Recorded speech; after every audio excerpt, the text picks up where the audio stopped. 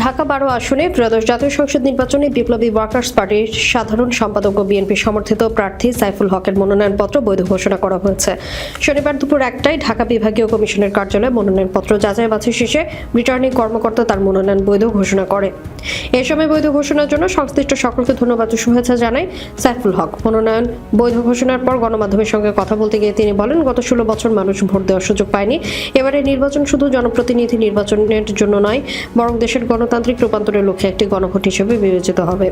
তবে এখন আইন শৃঙ্খলা পরিস্থিতি পুরোপুরি নিয়ন্ত্রণে নেই উল্লেখ করে তিনি আশঙ্কা প্রকাশ করে বলেন যে প্রার্থী ভোটার ও ভোটকেন্দ্রের নিরাপত্তা নিশ্চিত না করা গেলে নির্বাচনে মারাত্মক নেতিবাচক প্রভাব পড়তে পারে। নির্বাচন প্রশ্নবিদ্ধ হলে আগামী সংসদ ও ভবিষ্যৎ সরকার গঠনের উদ্যোগও ঝুঁকির মুখে পড়বে বলে তিনি মন্তব্য করেন। সাইফুল হক আরও বলেন, সুষ্ঠু ও নিরপেক্ষ নির্বাচন নিশ্চিত করতে সরকার, নির্বাচন কমিশন, রাজনৈতিক দল ও ভোটারদের সম্মিলিত উদ্যোগ এবং পারস্পরিক বোঝাপড়া প্রয়োজন। এই বিষয়ে প্রয়োজনীয় ব্যবস্থা নিতে তিনি সরকার ও নির্বাচন কমিশনের প্রতি আহ্বান জানান।